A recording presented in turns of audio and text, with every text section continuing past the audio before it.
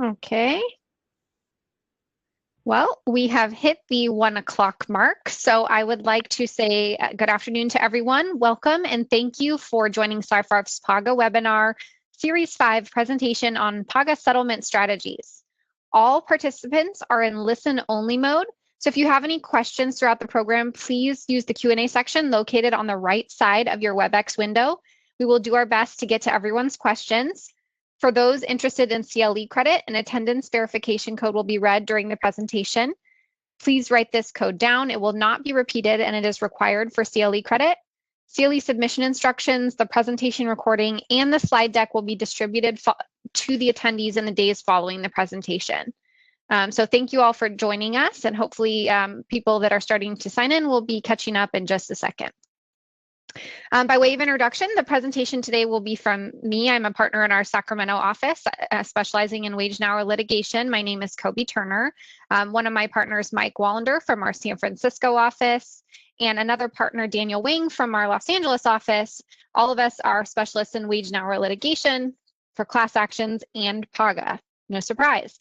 So thank you all for joining us. And as a disclaimer, this presentation was provided for informational purposes only, so please don't count this as a legal opinion for your advice. If you have specific questions that you need help with, we are happy to connect with you offline in a privileged setting. So the agenda items that we're going to be going over today include the approval process for PAGA settlements, how to structure the settlements, the differences between PAGA settlements and class action settlements, and settling PAGA actions on a single plaintiff basis or with an individual person. And with that, I am going to turn it over to my partner, Michael, who's going to go through the first section of the presentation. Thanks, Kobe. So as she mentioned, I'm Mike. I'm a partner in our San Francisco office. And to get us started, I just wanted to put out there the three basic things that we're going to talk about when we're talking about structuring a PAGA settlement. There are some procedural issues that we need to navigate. There are some payment issues that we also need to consider. Some are different than a class action. And then, of course, what are we putting in there in terms of the settlement terms? So on the next slide, we'll jump into some of our more foundational information on PAGA settlement. So Kobe, you jump to the next slide. Awesome. So the first thing to note about PAGA settlements is that the settlement must be approved of by a court. That's one of those things that's similar to what we do with class cases. It also needs to be, well, that process also involves the motion process as well, but the settlement needs to be reported to the labor commissioner, the LWDA. That's by statute. And then once you've actually completed your settlement, had it approved, and there's a judgment entered, you need to also report the judgment to the LWDA within 10 days. So those are the two big things procedurally that we need to think about. And I put settlement group here, and it's called the aggrieved employees because that's the term that the statute uses. And I want to put it here because the group that we're going to settle is usually a big consideration in deciding whether or not you want to settle or how you're going to settle and whether settlement is feasible in your case. And there's two different approaches. One is the big group, everybody. Oftentimes we get a group alleged that's every single non-exempt employee in the state of California.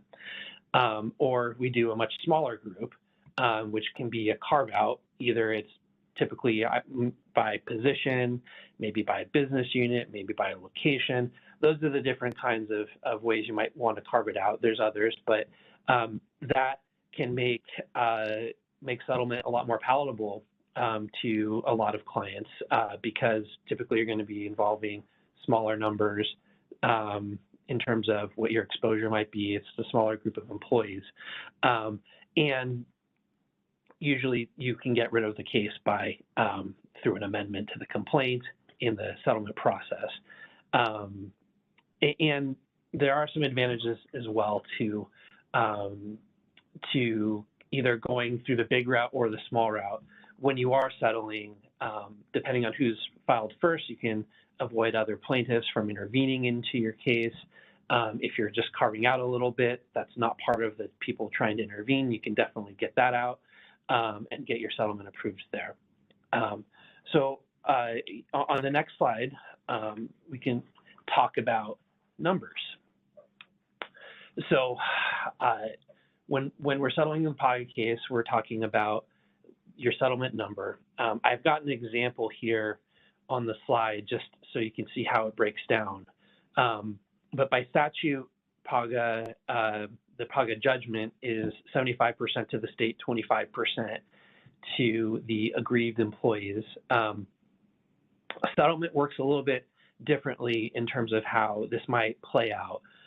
You need to take into account other costs.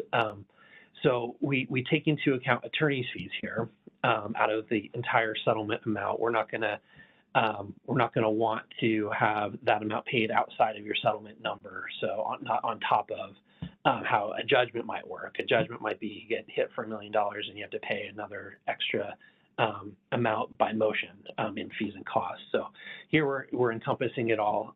Typically what we look at in terms of the percentage of fees of the total settlement is in the range of 25% to 33%. What gets approved of really depends on the court and depends on your judge. We're also going to have a settlement administrator fee in your settlement agreement and number to take into consideration. It's going to be usually a lower amount than you might have in a class case, and there's two reasons for that. So one, you don't have this two-step process, and Daniel's going to get into that, so I won't jump into his realm. And so you don't have you don't have to keep track of objections. You don't have to have a notice period.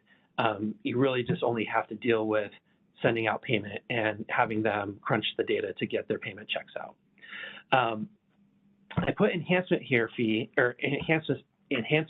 here with a question mark because there are plaintiffs that will try to put those in. There are plaintiffs that won't. There are courts recently that have not approved enhancement fees. There's a trend kind of going that way. The rationale is, well, there's not really anything in the statute allowing for it. So here I have an example. We started out with a $1 million settlement only because it's a round number and the numbers were pretty easy to work with. And you can see how it works out here. So we take out the attorney's fees first.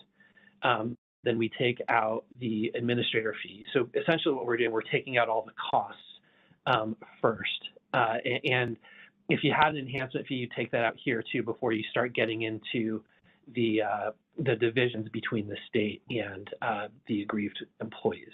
So once you take out all the costs, that's when you start dividing between the state and the aggrieved employees. So on the next slide, I'm going to talk about our basic settlement terms. So here we have kind of four buckets to think about. One is the release. And so I want to talk a little bit about what can be released and what can't be released. What you're releasing in the PAGA settlement, we're talking about PAGA only settlements here. You're releasing, well, one, what was brought in the lawsuit, but also you need to look at that PAGA notice that's required to be submitted to the LWDA before a lawsuit can be brought. Those are the only claims that are eligible to be released, and they need to overlap. It releases the claim really regardless of the theory, and the release is only for the PAGA penalty. So it will, when you're thinking about the group, it will bind that group to this judgment once it's entered. So that's what we're talking about, the release and the scope of the release. There are some contingencies that you want to build in as well, and they relate to the procedural issues we talked about earlier. Since it must be approved, you want to make sure that you don't have to pay anything unless it's approved. That might seem sort of intuitive, but you always want to have it in writing. And then you also want to have the issues about reporting put in your settlement agreement as well. You want to make the plaintiff promise to do all those reporting requirements. You don't want anything that's going to create some question down the road as to the enforceability of your release because some procedural issue might have been overlooked. The next thing to think about too is payment and timing of the payment. Payment happens after the approval process. Typically, you build in some time to gather your payroll data and contact information for the group of aggrieved employees, and some time to pay the settlement administrator and time for them to issue their checks. One bit of strategy here is maybe you do consider putting in there that you put into some very basic notice into the settlement that goes out with the payment. The way settlements work with PAGA is that they can't reject the payment because there's no right for them to opt out or object. So including this notice in there says, hey, there's this notice, here's the settlement. It may create a more of a discouraging environment for future litigation in that group. They may see, oh, well, here's this payment and there's this notice about this lawsuit. Okay, maybe I'm not gonna pursue this anymore. The last thing to think about that I wanted to talk about here is how the payments might be calculated. PAGA is by work week or it's by pay period. So you're gonna want to look at a formula that is based off of your pay periods.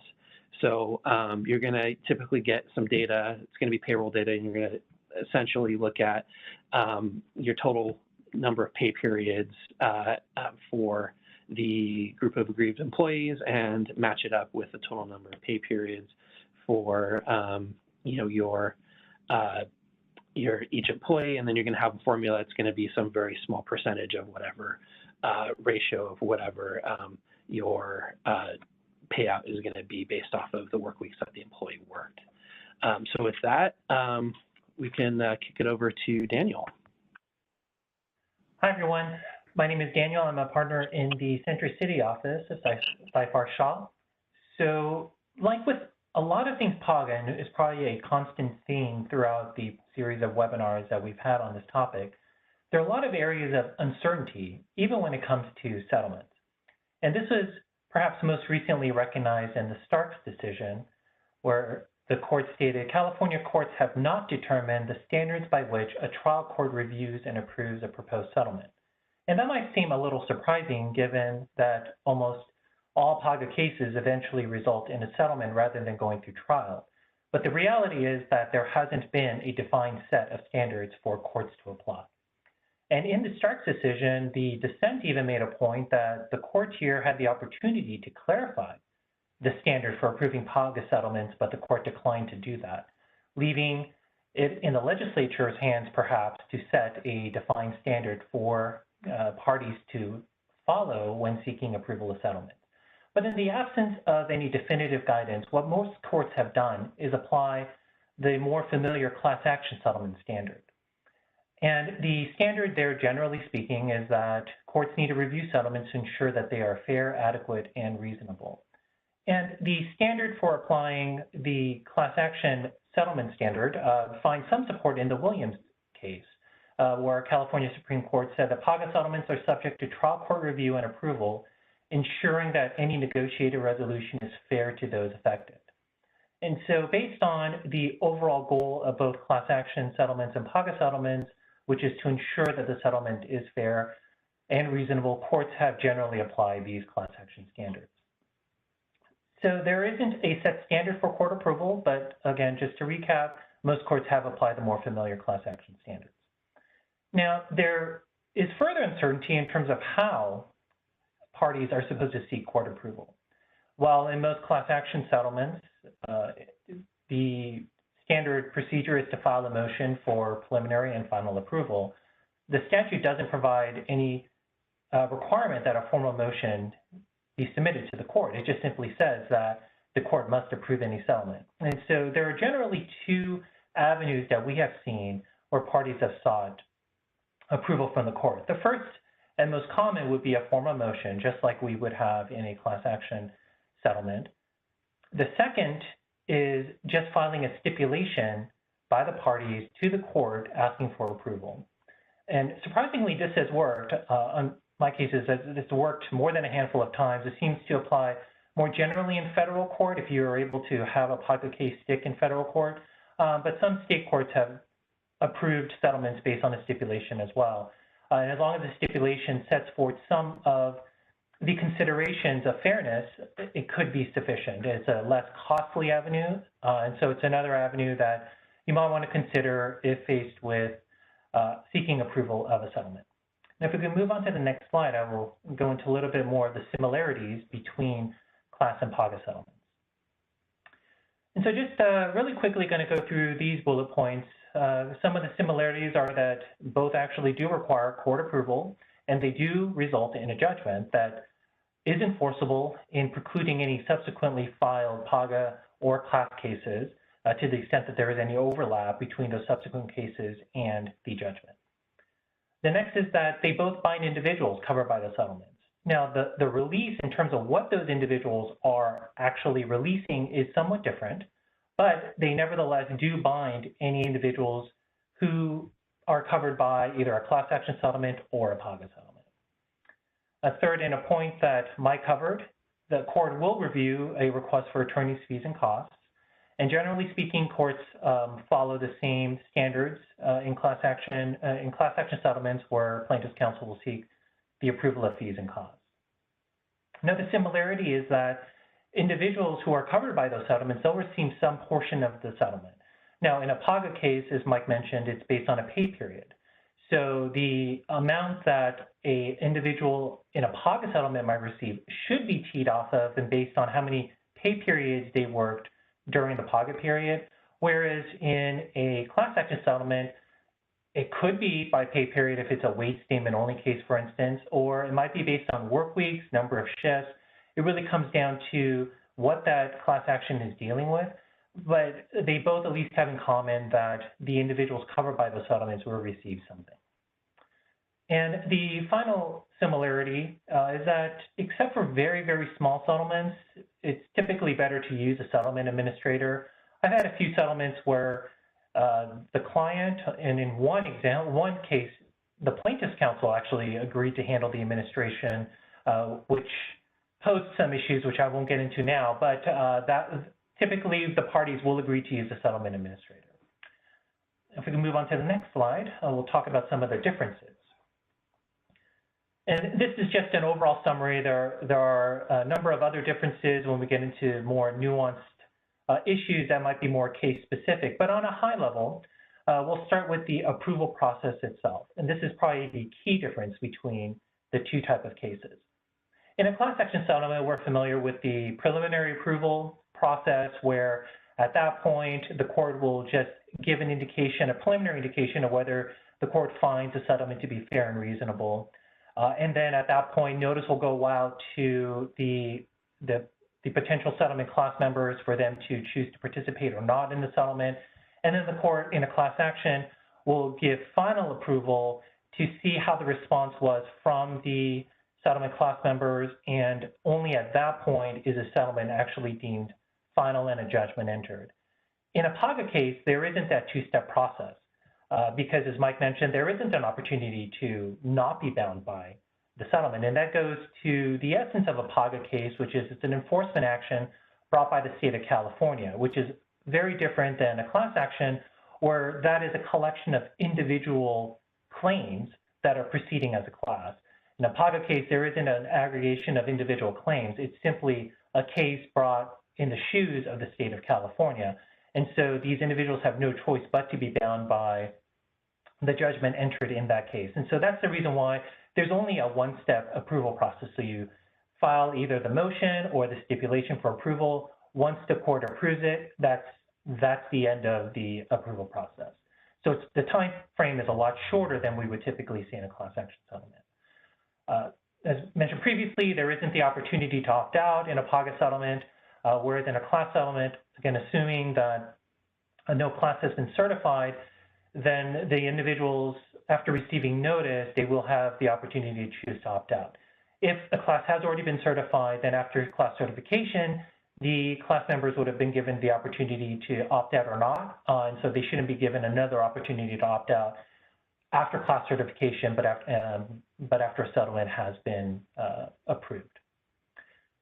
Now, in terms of a PAGA settlement, and this is one of those sort of iffy and uncertain areas, but to the extent that anyone can object, that right might belong to the state only, potentially to other overlapping PAGA representatives in other cases, but the Starks decision is a good example that involved that exact scenario where there were overlapping PAGA cases and it dealt with the right to intervene in that settlement. But so that area is highly uncertain, but to the extent that any party should have the right to object, it should really be the state.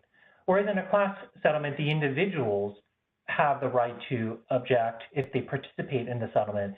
The individuals in a PAGA case, unless with the potential exception of anyone who has the right to pursue a PAGA case, no one should have the right to object. Now, in terms of what is actually being released, now in a PAGA case, the individuals cannot bring a PAGA claim for any of the claims that are actually released in the settlement. But in a class action settlement, it's important to remember it doesn't, if it's a class settlement only and a PAGA claim is not asserted, it doesn't impact those individuals' ability to bring a later PAGA claim. And I believe that's something that Kobe will get into. It deals with what is an individual right versus what is a right brought under PAGA. And that leads to the next point. There, conversely, on the PAGA settlement, if it's a PAGA-only settlement, it has no impact on their individual claims. They could still bring individual claims for labor violations, and those could be aggregated into a class action. In a class settlement, those individual claims are actually covered and they would be released, so no one should be able to bring an individual claim on their own later. And as Mike also covered, a PAGA settlement, one difference is also that 75% of that net fund, the net fund is after the costs, attorney fees, administration costs are all taken out. That goes to the state, and it's only 25% of the remainder that is distributed to the individuals, again, based on a pay period calculation. In contrast, in a class settlement, the entire net fund is distributed to the individuals. It's not just 25%. And the final difference is in a PAGA settlement, because PAGA is only the recovery of civil penalties, 100% of that should be characterized as penalties. And so most of the time, or all the time, in a PAGA settlement, we characterize that as 1099 income that is not subject to withholding. Whereas in a class settlement, it can be both wages and penalties if there's a claim for unpaid wages. If it's a claim only for penalties, for instance, involving wage statements, then you might have 100% penalties. But in a class settlement, there is the possibility for it to be both wages and penalties. And with that, I will announce the CLE code, which is SS4332, SS as in Saifar Shah 4332. And with that, I will hand it off to Kobe. Thank you, Daniel. So what we've been talking about so far, what both Daniel and Michael have been talking about, we're settling a PAGA case in the context of a larger group of aggrieved employees. But some of you, if you're lucky, might be able to settle a case that's originally brought as a PAGA claim on a group basis as with respect to only a single person, or what we'd call a single plaintiff basis. That's hence the you got a great deal. So you convince someone to walk away without pursuing the case on behalf of a larger group. This is tricky because technically, there's really not such a thing as like settling a PAGA case on an individual basis because it is a right from the state on behalf of a larger group of aggrieved employees. So generally speaking, what is going to have to happen is that the plaintiff is going to have to dismiss the PAGA claim without prejudice. And you're going to need the court's approval just to dismiss the PAGA claim even without prejudice, much like you would if, for example, someone brought a class claim and then decided to dismiss the class claims and settle on an individual basis. The court would have to approve their ability to do that because they're abandoning the claims on behalf of the group. So you will need court approval for them to no longer pursue the PAGA claims. Now, I will tell you that some people try to dismiss the PAGA claims with prejudice, whether that be by a notice of dismissal with prejudice, which is just like a form, or the traditional route, which is doing a request for dismissal with prejudice. This is, again, much like many of the things we've discussed today, a sort of unsettled area of law, because conceptually they should be able to dismiss the PAGA claim with prejudice, but many, if not most, courts won't allow for that. So I have done it both ways. So if you want to shoot for the fences, depending on your judge, you may want to seek to dismiss the individual's PAGA claim with prejudice, but just know that that may get kicked, and there's a pretty, I would say, decent chance that you're going to have to dismiss the PAGA claim without prejudice. And you certainly would have to dismiss the PAGA claim with respect to everyone besides the individual plaintiff without prejudice if the plaintiff is no longer pursuing the claim on behalf of the aggrieved group. So there are a couple of different ways that you could move to dismiss the claim, including via a stipulation with the other side or a request for dismissal. Either way, if you're dismissing the claim on behalf of the aggrieved group without prejudice, you're going to have a declaration from the plaintiff's counsel and potentially the plaintiff as well, because the court has to agree basically that there's a good reason that the plaintiff is abandoning the claims on behalf of the aggrieved group. So be prepared that you're going to get some questions from the judge as to why the PAGA claim is no longer being pursued.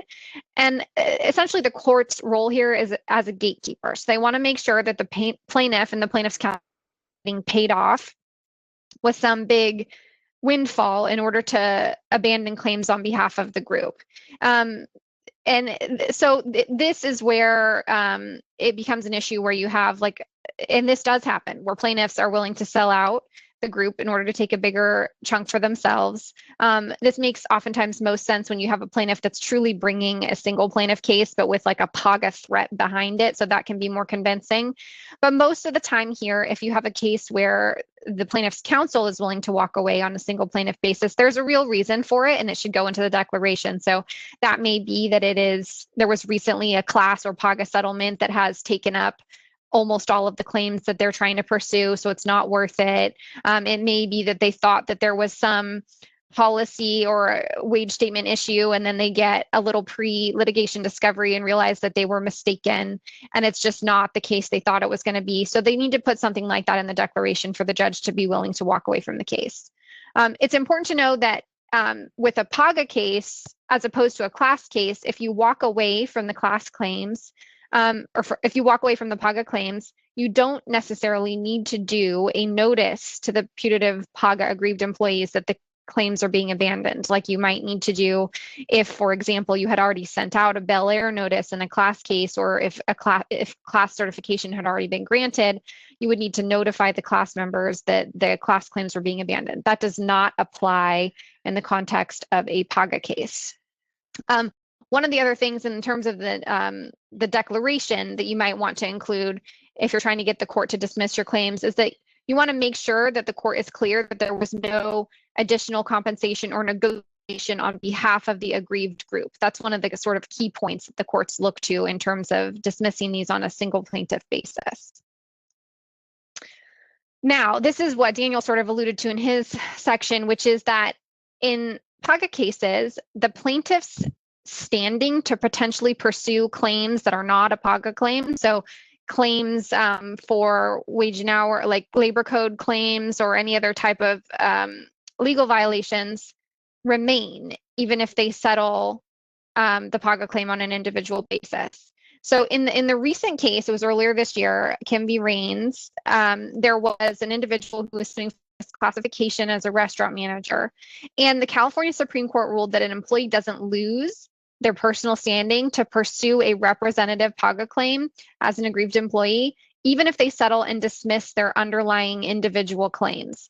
So basically, this turns the concept of standing on its head. So this person has no more harm to be redressed. They've been paid out. They've personally signed a release, but they retain standing if they want to be the figurehead of another lawsuit, either under PAGA or under regular labor code violations going forward basis, but primarily we're talking about PAGA here. So if they have settled even their own individual PAGA claims, they retain standing to be the figurehead of a potential follow-on additional PAGA lawsuit. The court here discussed that that PAGA is not an injury-based standing claim because it's on behalf of the state, whatever that means. The gist is that it doesn't matter if they have no harm to redress. They only have to have allegedly suffered a relevant labor code violation. That's the only requirement to be the head of a PAGA lawsuit. It is unresolved from the Kim v. Raines case what would happen if the plaintiff actually settled his or her own PAGA claim privately. And that sort of gets back to what we were discussing a minute ago, which is that it's unclear whether or not there even is such a concept of a single person PAGA settlement as opposed to the person settling their own labor code claims. So in terms of mitigating future risk in light of Raines and some of this uncertainty, there's a handful of things that you can do. So one of the things you need to make sure that you're doing is considering the statute of limitations. Because of Raines, the plaintiff could refile the PAGA claim that they dismissed without prejudice. So you're going to want to see where they're at in the statute of limitations, because PAGA only allows for you to sue for up to a year from suffering the violation. So if the person filed that lawsuit and it's now been 9 months or 10 months since the original lawsuit was filed, or they're a former employee and they were on the tail end of their statute of limitations anyway, you may want to consider structuring the settlement agreement to have the payout for after the statute of limitations expires. That way you don't run the risk of them subsequently filing another lawsuit and getting in under the statute of limitations with some kind of piggyback action. You're going to want to pay attention to tolling right now, because a number of both California state and federal courts have entered into periodic court emergency orders tolling things because of COVID-19. It's unclear whether or not that applies to PAGA actions, given that those are on behalf of the state. But I think from a conservative standpoint, you're going to want to assume that there's a chance that that's true.